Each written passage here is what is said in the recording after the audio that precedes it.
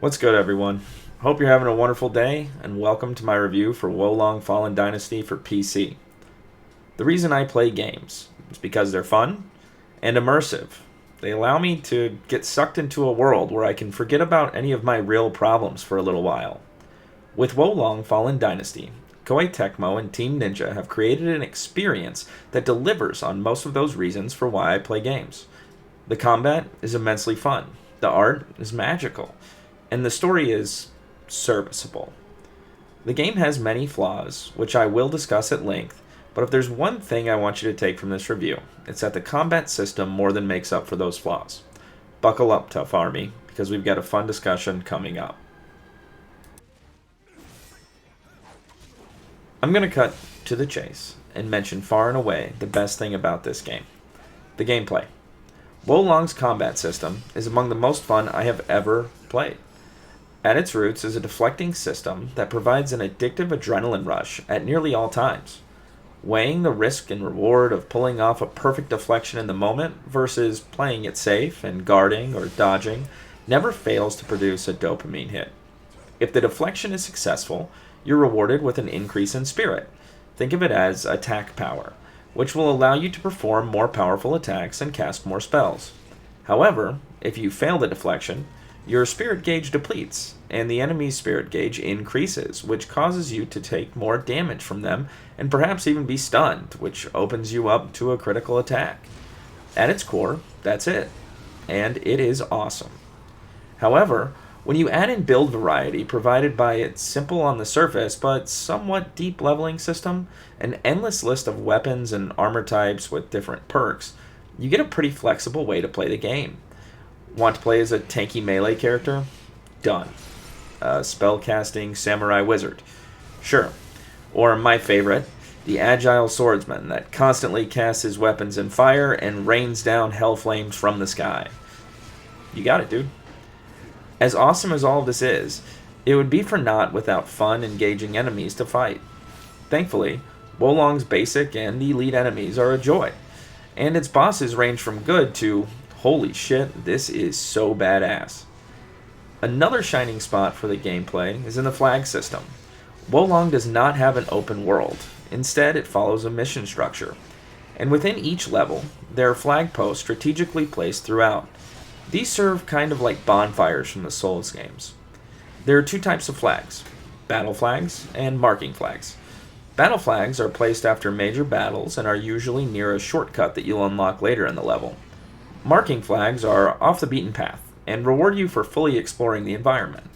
Each time you plant a flag at these locations, your character's baseline fortitude is increased. Think about it as your character's power or level within that specific mission. If you die without discovering any flag posts, your fortitude will be reset to 0. But if you found flag posts that raise your base fortitude to, let's say, level 10, then you will respawn with that fortitude. It's a genius system and makes environment exploration exceedingly fun. I've gotten this far without mentioning something that has been a hot topic of conversation with this game: the difficulty. While there are some fights that are definitely a challenge, I'm looking at you, Tiger's Loyal Subject, and Lu Bu. By and large, the game isn't on the same level as any of the Soulsborne series. However, that's not necessarily a bad thing. This game begs for you to replay its missions to get more loot, and it could be a problem for many if the difficulty curve was too steep. However, that brings me to my first criticism with the game: the loot. Wolong tries to provide a similar loot system as Diablo, and it makes for a messy experience. The gear that drops ranges from 1 to 5 stars, and each time it drops, there's a new set of perks that accompany the item. In theory, it allows for a flexible style that most people will enjoy. But in practice, it creates a cumbersome mechanic that causes you to be taken out of the immersive world because you literally have to travel to the blacksmith and salvage or sell loot after nearly every mission. There's also no option to compare loot side by side, which is a puzzling oversight by the developer after having so much effort put into the loot system. While there is some motivation to collect everything you find because you collect the perks that can ultimately be embedded into any weapons that you like, it was just too time consuming for me to actually care about. Honestly, I just wanted to get back into the combat.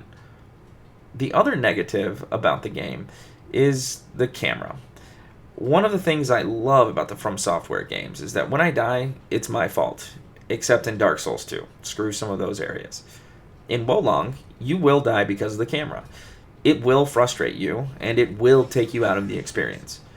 One thing that made it better for me was disabling the automatically lock on to enemy while meleeing attacking setting. Still though, the issue was not fixed by any means. Other than those flaws, the gameplay is phenomenal. Even with those flaws, it's still one of my favorite combat systems in any game I've played. One thing that kind of bugs my friends when we're playing a co-op game is that I love following a story. I watch cutscenes, read journals, I hunt for the lore, etc. With that said, Wolong's story is just fine.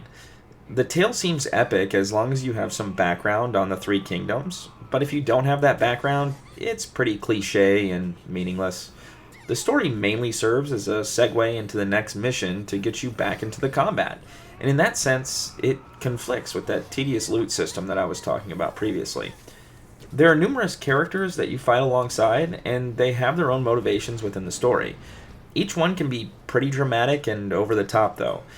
But as cheesy as these characters are, and as bad as the English dub voice acting is, I actually grew to like the characters and cheered when they triumphed. When the occasional dire scenarios occurred, I actually cared about these characters that I'd left at or with. I'm still not really sure. But either way, I was somewhat invested, and that's good enough for me with this type of game. The visuals in this game are a mixed bag. The art design is beautiful, and the character and environmental aesthetics set the tone for a magical retelling of the Three Kingdoms. However, the actual graphics themselves are hit and miss. For example, the particle effects are a joy to behold. A drawback, though, is that they sometimes make it hard to tell what's going on during the combat. But it is a worthy trade-off, because the flames, sparks, poison blobs, etc. are spectacular eye candy. However, there are many muddy textures, and polygons are noticeable in many objects like rocks. The art design makes the game cool to look at, but the graphical fidelity could be better. All in all, the graphics are not groundbreaking, but the game is pleasing to look at most of the time. While there are no tracks that will be entering my Spotify playlist anytime soon, the mission themes suit Wolong's mood and pacing very well.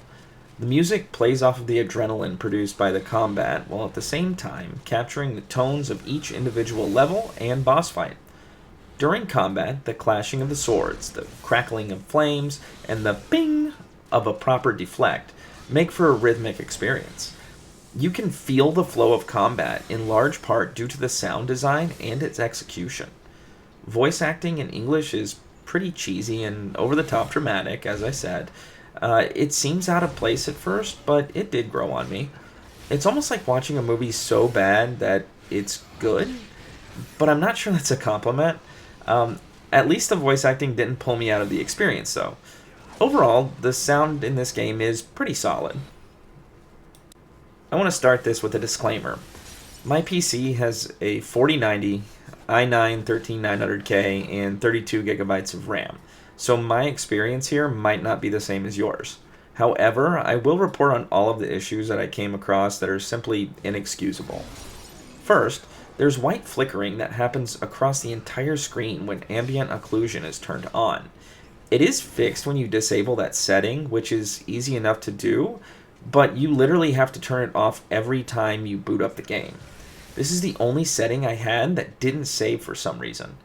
Second, the game is limited to 60 FPS. There's no acceptable reason for this, especially when my GPU is only utilized at around 50% at 4K. The other graphical options are extremely limited as well, and not what you would expect from a PC game in 2023. The final problem I had was that the button prompts were only for PlayStation controllers. Want to use keyboard and mouse? Okay, but there's no button prompts telling you what keys to press, and the mouse accelerates like a joystick. Want to use an Xbox controller? Sweet, but you can't have the correct button prompts on the screen. There seems to have been little effort put into the PC port, but I could live with the jankiness. If you read the Steam reviews for this game, though, many could not, as they sit at mixed at the time of writing this. I thoroughly enjoyed my time with Wo Long Fallen Dynasty.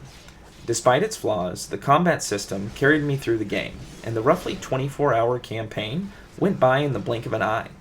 It's not hyperbole to say that the combat is among the best I've ever experienced in a game. That said, it does kind of feel like a more arcadey and less polished version of a game like Sekiro, Bloodborne, or even Dark Souls. Also, even though my experience on my PC was relatively painless, the game deserves a better port. Taking that into account, my final score for Wo Long Fallen Dynasty is an 8 out of 10. Thanks to everyone for watching this review. It was my very first one, so please leave your feedback in the comments. Also, if there's a game you'd like me to cover next, let me know in the comments as well. Whoever you are, wherever you are, I appreciate you and hope you have a fantastic day. Tough out.